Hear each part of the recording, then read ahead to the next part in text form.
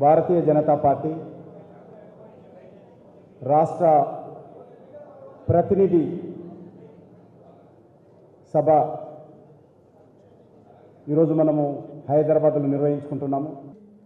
ఈరోజు మనమందరం కూడా మరి 3 సంవత్సరాలుగా రాష్ట్రంలో పార్టీ విస్తరణ, పార్టీ చేపట్టినటువంటి ఉద్యమాలు, రాబోయే రోజుల్లో పార్టీ చేపట్టాల్సినటువంటి భవిష్యత్ కార్యక్రమాలు ఈరోజు మనము కూలంకషంగా చర్చించుకొని భవిష్యత్ కార్యక్రమాలను రూపొందించుకొని ఈ రాష్ట్రంలో ముందుకెళ్లాల్సినటువంటి అవసరం ఉంది. కాంగ్రెస్ పార్టీ నాయకులు, పాలకులు తమ స్వార్థ ప్రయోజనాల కోసం ఈరోజు మరి ప్రజల బాధలను పట్టించుకున్నటువంటి పరిస్థితి లేదు, ప్రజల కష్టాలను పట్టించుకున్నటువంటి పరిస్థితి లేదు. ఈరోజు రాష్ట్రంలో రాజకీయమైనటువంటి అనిశ్చితి ఏర్పడింది. ఈరోజు మరి అన్నపూర్ణగా పేరు పొందినటువంటి ఆంధ్రప్రదేశ్ ఈరోజు దేశంలో ఎన్నడూ లేని విధంగా ఆంధ్రప్రదేశ్లో వ్యవసాయ సంక్షోభం ఎదుర్కొంటున్నాము.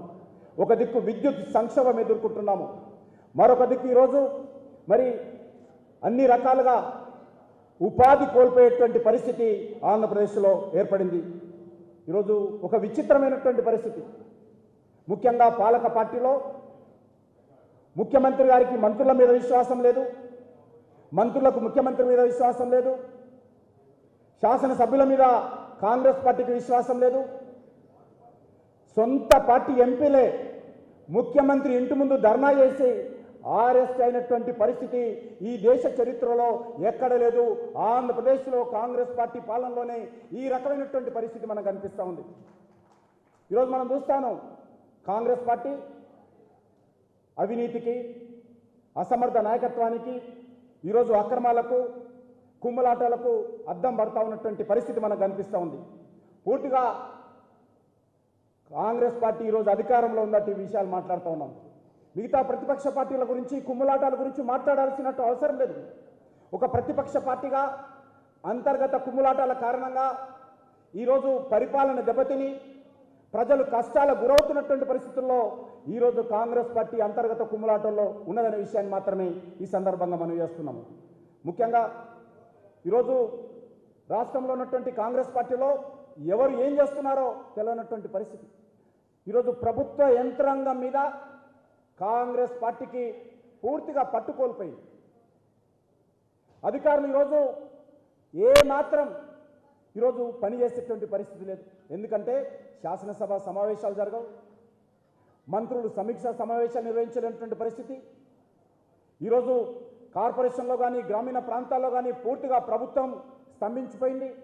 గత 4 సంవత్సరాలుగా స్థానిక సంస్థల ఎన్నికలు లేని కారణంగా గ్రామ పంచాయతీల్లో, మున్సిపాలిటీల్లో రోడ్లు ఊడ్చే పరిస్థితి లేదు, వీధి లైట్లు కాలిపోతే మార్చే పరిస్థితి లేదు, మంచినీటికి సంబంధించినటువంటి సరఫరా అందుబాటులో లేనటువంటి పరిస్థితి.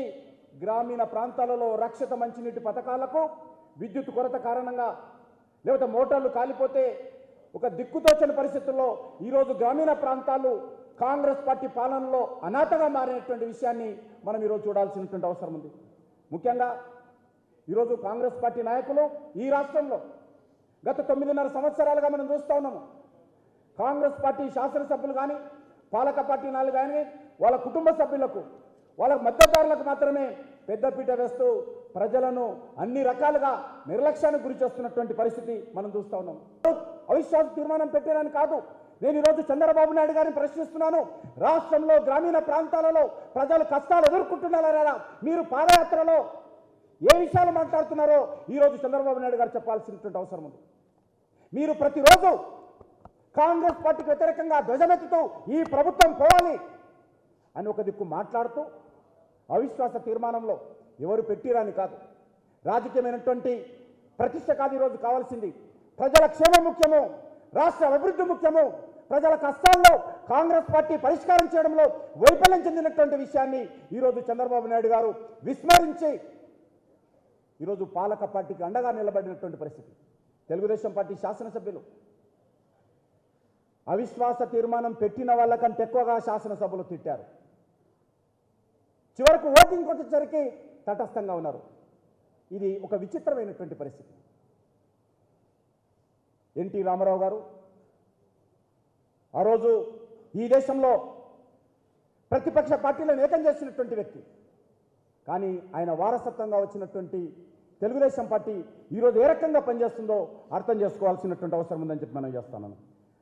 తెలుగుదేశం పార్టీ శాసనసభ్యులకు అవిశ్వాస తీర్మానానికి ఓటు వేయవద్దు అని విప్పు జారీ చేసినటువంటి పరిస్థితి భారతదేశంలో ఎక్కడా కనిపించదు. ఈరోజు ఒక ప్రధాన ప్రతిపక్షమైనటువంటి పార్టీకి 9 సంవత్సరాలుగా అధికారంలో ఉండి ప్రజా సమస్యలను విస్మరించినటువంటి పార్టీకి అనుకూలంగా ఈరోజు విప్పు జారీ చేసినటువంటి పరిస్థితి ఈరోజు రాష్ట్రంలో ఉంది.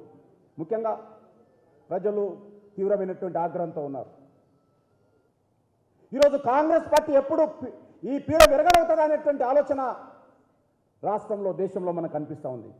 గుజరాత్లో కరెంటు పోదు, ఛత్తీస్గఢ్లో కరెంటు పోదు.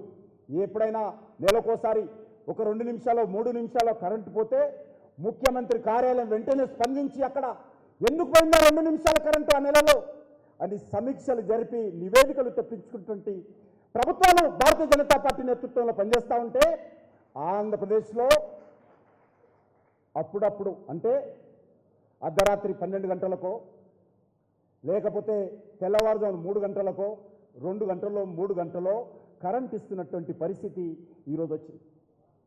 నిన్న ఇక్కడ నాచారంలో ఉన్నటువంటి పారిశ్రామికవేత్తలు వచ్చారు, నాకు ఫైన్ వేశారు సార్. నేను 3 రోజులు 3 వారానికి 3 రోజుల కంటే ఒక రోజు హాఫ్ డే నేను ఎక్స్ట్రా కార్మికులతో కంపెనీ నడిపాననేటువంటి కారణంగా విద్యుత్తును కొద్దిగా ఎక్కువ ఉపయోగించాననే కారణంగా ఫైన్ వేశానని చెప్పి పారిశ్రామికవేత్తలు చెప్తా ఉన్నారు. ఆ రకంగా ఈరోజు మరి వ్యవసాయ సంక్షోభము, విద్యుత్ సంక్షోభము రాష్ట్రాన్ని పట్టి పీడిస్తున్నటువంటి పరిస్థితి. మరి కిరణ్ కుమార్ రెడ్డిగా చెప్పారు, నేను ఎవరికీ భయపడను. అవును, ఎందుకు భయపడతారు? మీరు అసలు ప్రజలకు అసలే భయపడరు. ఎందుకంటే ప్రజలు నిన్ను చూసి ఓటేయలే. ఆయన భయపడేది ప్రజలకు భయపడరు, ప్రతిపక్ష పార్టీలకు భయపడరు, చట్టసభలకు భయపడరు, మీడియాకు భయపడరు. భయపడేది ఒక్కరికే, సోనియా గాంధీ. సోనియా గాంధీకే భయపడతారు. కనీసం నేను సోనియా గాంధీని అడుగుతున్నాను, ఈ రాష్ట్రంలో ఎదుర్కొంటున్నటువంటి సమస్యలు మీ ముఖ్యమంత్రి బాధ్యత తీసుకోలేకపోతే కాంగ్రెస్ పార్టీ అధ్యక్షురాలుగా సోనియా గాంధీ ఈరోజు బాధ్యత తీసుకోవాల్సిన అవసరం ఉంది. విద్యుత్తుకు సంబంధించినటువంటి ఈ సంక్షోభం నుంచి రాష్ట్రాన్ని గట్టెక్కించాల్సినటువంటి బాధ్యత కాంగ్రెస్ పార్టీకి ఉన్నది. ఈరోజు ఇటీవల దిల్సుఖ్ నగర్లో బాంబు పేలుళ్లు జరిగాయి. గతంలో కూడా రాజశేఖర రెడ్డి గారు ముఖ్యమంత్రిగా ఉన్నప్పుడు ముఖ్యమంత్రి ఆఫీస్ ఎదురుగా, హోంమంత్రి ఆఫీస్ ఎదురుగా, రాష్ట్ర సచివాలయం ఎదురుగా లుంబిని పార్కులో బాంబు పేలుళ్లు జరిగాయి. గోకుల్ చాట్ బండారులో బాంబు పేలుళ్లు జరిగాయి. అనేక మంది చనిపోయారు. నేను ఈరోజు కానీ వీళ్ళు పెట్టినటువంటి ఆక్టోపస్ను కౌంటర్ ఇంటెలిజెన్స్ కానీ అనేక రకాలుగా నిర్వీర్యం చేసి మనం చూస్తున్నాం. ముఖ్యంగా ప్రధానమైనటువంటి అంశం ఈ రాష్ట్రాన్ని పట్టి పీడిస్తున్నటువంటి సమస్య మరి ఈ యొక్క సాగునీటి ప్రాజెక్టులను పూర్తి చేయకుండా ఇబ్బందులకు గురి చేస్తున్నటువంటి సమస్య విషయంలో కాంగ్రెస్ పార్టీ పూర్తిగా అవినీతి కుంభకోణాలకు పాల్పడుతోంది. అదేవిధంగా గత 4 సంవత్సరాలుగా తెలంగాణ సమస్య ఏ రకంగా ఉందో మనం చూస్తూ ఉన్నాం. కాంగ్రెస్ పార్టీ తెలంగాణ విషయంలో ఎన్ని రకాల మోసాలు చేసిందో, ఎన్ని రకాల కుట్రలు చేసిందో మనం చూస్తూనే ఉన్నాం. అనేక కమిటీల పేరుతో కాలయాపన చేసి ఈ రోజు నుంచి కాదు, 1956 నుంచి, 1969 నుంచి, 1971 నుంచి మరి ఈ రోజు వరకు కూడా ఎన్ని రకాల మోసాలు చేస్తుందో చూసాం. తెలంగాణ విషయంలో మరి భారతీయ జనతా పార్టీ ఒక స్పష్టమైనటువంటి వైఖరితో ఉంది. ఆంధ్రప్రదేశ్ను 2 రాష్ట్రాలుగా విభజించాలని, ఒక దిక్కు ఆంధ్ర రాష్ట్రం, ఒక దిక్కు తెలంగాణ రాష్ట్రంగా ఏర్పాటు చేసి ఈ 2 రాష్ట్రాల్లో ఉన్నటువంటి వెనుకబడిన ప్రాంతాల అభివృద్ధి జరగాలని, ఒక సమాంతరమైనటువంటి అభివృద్ధి, ఒక వేగవంతమైనటువంటి అభివృద్ధి జరగాలని భారతీయ జనతా పార్టీ కోరుకుంటుంది. కానీ దురదృష్టము 2004లో ఇదే కాంగ్రెస్ పార్టీ టీఆర్ఎస్తో పొత్తు పెట్టుకొని ఓట్లు సీట్లు పొంది కేంద్రంలో రాష్ట్రంలో అధికారాన్ని పంచుకొని ఈ రోజు వరకు కూడా మరి తెలంగాణ సమస్యను రావణ కాష్టంలాగా ఏ రకంగా ప్రజలను ఇబ్బందులకు గురి చేస్తుందో మనం చూస్తూ ఉన్నాం. ఎందుకు ఈరోజు కాంగ్రెస్ పార్టీ తెలంగాణ విషయంలో చాలా స్పష్టంగా భారతీయ జనతా పార్టీ చెప్పింది, దేశవ్యాప్తంగా చెప్పింది, పార్లమెంట్ లో వేదికగా చెప్పింది. సుష్మా స్వరాజ్ గారు కానీ, రాజ్నాథ్ సింగ్ గారు కానీ, వెంకయ్య నాయుడు గారు కానీ, ప్రకాష్ జావడేకర్ గారు కానీ లోక్సభలో రాజ్యసభలో అనేక సార్లు బయటపెట్టి కేంద్ర ప్రభుత్వాన్ని విజ్ఞప్తి చేశారు, ఈ సమస్యను పరిష్కారం చేయండి, మీరు ప్రజలకు హామీ ఇచ్చారు, ఈ ఆంధ్ర రాష్ట్రాన్ని 2 రాష్ట్రాలుగా విభజించండి, చిన్న రాష్ట్రాలుగా ఏర్పాటు చేయండి, తెలంగాణ ప్రజల మనోభావాలను గుర్తించండి, తెలంగాణ ప్రజల ఆకాంక్షలను గౌరవించండి అని చెప్పి ఇచ్చిన హామీలను నిలబెట్టుకోండి అని చెప్పి అనేక సార్లు గుర్తు చేశారు. మీరు బిల్లు పెట్టండి, దేశవ్యాప్తంగా భారతీయ జనతా పార్టీ ఎన్డీఏ భారత పార్టీలు ఈ యొక్క బిల్లును మేము సమర్థిస్తామని చెప్పి కూడా చెప్పడం జరిగింది. కానీ కాంగ్రెస్ పార్టీ తెలంగాణ విషయంలో దగా చేస్తా ఉంది, మోసం చేస్తా ఉంది. ఈ రాష్ట్రంలో మరి తెలంగాణ ఉద్యమం కారణంగా ఎన్ని రకాల ఇబ్బందులు ప్రభుత్వం చూస్తాం. 60 లక్షలకు ఇబ్బందులు గురయ్యారు, 70 గురయ్యారు. మళ్ళీ ఇప్పుడు అదే పరిస్థితి. కాంగ్రెస్ పార్టీ సందర్భంగా కోరేది ఇప్పటికీ 1000 మందికి పైగా ఆత్మహత్యలు జరిగాయి. ప్రపంచంలో ఎక్కడ కూడా జరగాల. అనేక ఉద్యమాలు మనం చూస్తున్నాము. ఉద్యమాలలో విద్వేషాలు ఉంటాయి, విధ్వంసాలు ఉంటాయి. కానీ ఈ ఉద్యమంలో ఆత్మహత్యలు, ఆత్మ బలిదానాలు జరుగుతూ ఉన్నాయి. ఇది మంచి సాంప్రదాయం కాదు. కాంగ్రెస్ పార్టీ గుర్తు పెట్టుకోవాలి. ఇంకా ఎంతమందికి చంపుతారు? 69లో 369 మంది విద్యార్థులను ఇదే ఇందిరాగాంధీ ప్రభుత్వం, కాంగ్రెస్ పార్టీ ప్రభుత్వం పోలీసు కుట్రాలతో చంపింది.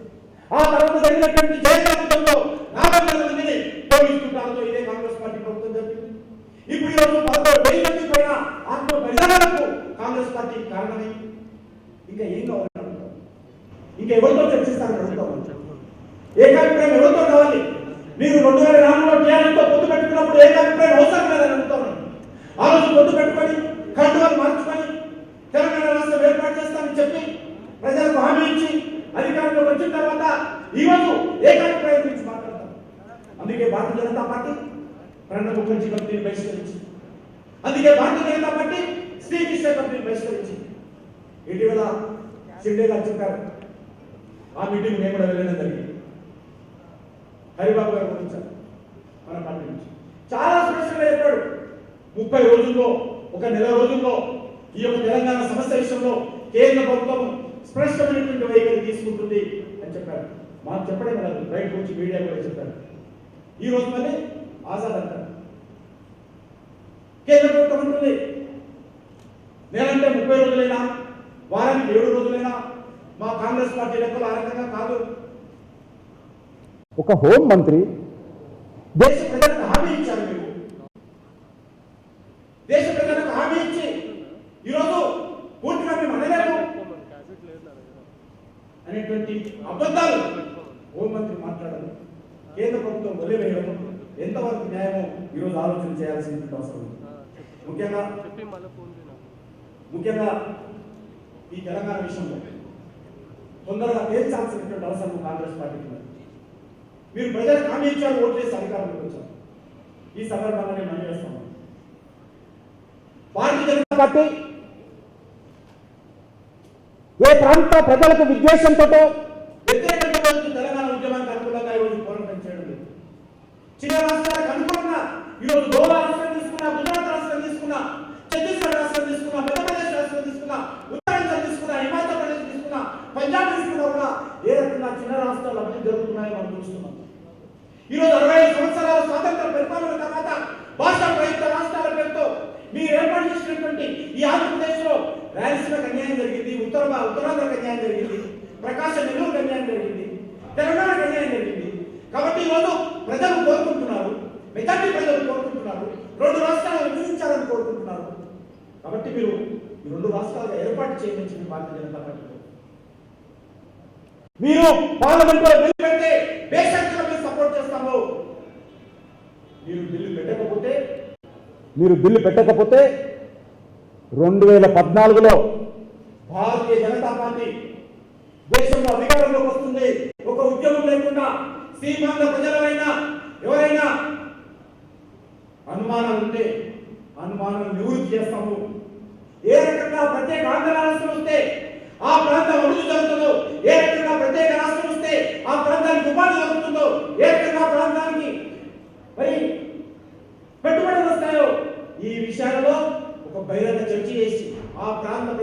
ఒప్పించి మెప్పించి ఉద్యమం లేకుండా, ఆత్మహత్యలు లేకుండా, రక్తం చిందకుండా, బంధువులు లేకుండా ఏ రకంగా ఛత్తీస్గఢ్, జార్ఖండ్, ఉత్తరాఖండ్ ఇచ్చామో తెలంగాణ రాష్ట్రాన్ని కూడా అదే విధంగా భారతీయ జనతా పార్టీ ప్రభుత్వం వచ్చిన తర్వాత ఆంధ్రప్రదేశ్ లో ఏర్పాటు చేస్తాము. అన్ని ప్రాంతాల ప్రజల యొక్క మద్దతును కూడగలుగుతాము. అన్ని ప్రాంత ప్రజలను ఒప్పిస్తాము, మెప్పిస్తాము. ఈ రాష్ట్రాన్ని రెండుగా విభజిస్తాము. ఎందుకు విభజించకూడదని అడుగుతాము. ఎవరైతే కొంతమంది నాయకులు తమ స్వార్థ రాజకీయాల కోసం ఈ రోజు తెలంగాణ రాష్ట్ర ఏర్పాటును వ్యతిరేకిస్తున్నారు. ఎందుకు వ్యతిరేకిస్తున్నారని అడుగుతాము. మీకు వచ్చే నష్టం ఏంటని అడుగుతాము. తెలుగు మాట్లాడేవారు ఒకే రాష్ట్రంగా ఉండాలని రాష్ట్రంగా భగవద్గీతలో ఉందా, లేకపోతే రాజ్యాంగంలో ఉందా, ఎక్కడ ఉందని అడుగుతాము. హిందీ మాట్లాడే వాళ్ళకు 10 రాష్ట్రాలు ఉన్నప్పుడు తెలుగు మాట్లాడే వాళ్ళకి 2 రాష్ట్రాలు ఉంటే తప్పేంటి? 2 రాష్ట్రాల రాజధాని ఉంటే తప్పేంటి? 2 ముఖ్యమంత్రులు ఉంటే తప్పేంటి? ఈరోజు అందుకే భారతీయ జనతా పార్టీ 2 రాష్ట్రాలు కావాలని కోరుకుంటుంది. తెలంగాణ ప్రజల ఆకాంక్షలను నెరవేర్చాలని కోరుకుంటుంది. తెలంగాణ ప్రజలు మనసా వాచా కోరుతున్నారు. మనసా వాచా కోరుతున్నారు. ప్రత్యేక ఆంధ్ర రాష్ట్రము కావాలని అక్కడ ప్రజలు కూడా మెజార్టీ ప్రజలు కోరుతున్నారు. కానీ కొంతమంది నాయకులు అడ్డుకుంటున్నారు. హైదరాబాద్ మీద మమకారము లేకపోతే మరి ఎందుకో నాకైతే అర్థం కావాలి. ఎందుకు మమకారం ఉంటే మీరు ఇక్కడ ఉండండి. మీ రాజకీయ పార్టీలు మీరు ఇక్కడ ఉండి ఇక్కడే వ్యాపారం చేయండి, తప్పులేదు. ఎవ్వరు ఈరోజు భారతీయ జనతా పార్టీ దృష్టిలో భారతీయులందరూ ఒకటే. భారతదేశంలో ఉన్నటువంటి వాళ్ళు కాదు, ప్రపంచంలో ఉన్నటువంటి భారతీయులందరూ ఒకటే. ఎక్కడైనా ఎవరైనా ఉండొచ్చు. ఈరోజు లక్షలాది మంది అమెరికాలో ఉన్నప్పుడు, ఢిల్లీలో ఉన్నప్పుడు, బాంబేలో ఉన్నప్పుడు, బెంగళూరులో ఉన్నప్పుడు, ఈరోజు తమిళనాడులో, హైదరాబాద్ లో ఉంటే ఎవరుంటే తప్పేంటి? ఎవరిని పొమ్మనే అధికారం, ఎవరిని వద్దనే అధికారం, ఎవరిని విమర్శించే అధికారం, ఎవరిని పట్ల విద్వేషంగా మాట్లాడే అధికారం ఎవరికి లేదు. అందరూ కలుసుతాము, 2 రాష్ట్రాలుగా విడిపోతాము.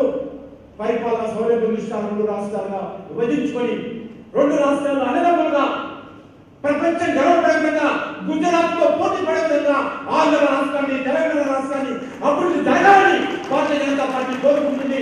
ఛత్తీస్గఢ్ తో పోటీ పడే విధంగా 2 రాష్ట్రాలు అభివృద్ధి జరగాలని కోరుకుంటుంది. ఎందుకు వద్దంటున్నారో నాకైతే అర్థం కాదు.